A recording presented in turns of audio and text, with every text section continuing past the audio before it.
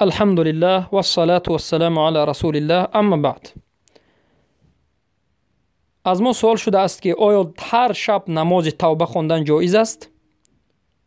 بارک الله فیکم. حدیثی که در مسئله نماز توبه آمده است این است که رسول اکرم صلی الله علیه و سلم میگویند، البته حدیثی صحیح است که رسول اکرم صلی الله علیه و سلم میگویند یک انسان وقتی که گناه میکند و بعد از این وضو میگیرد و بعد از این 2 رکعت نماز میخواند و توبه میکند، مگر هم اینکه تمام گناهش بخشیده میشد، الا غفر له ما تقدم من ذنبه.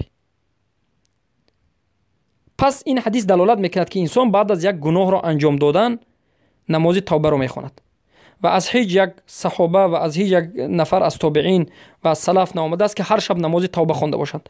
برای همین شما میتوانید که نماز توبه را در یک وقت معین خوانید، نه هر شب، بلکه در یک وقت معین در حالتی که حس میکنید که گناه کردید انجام میدهید.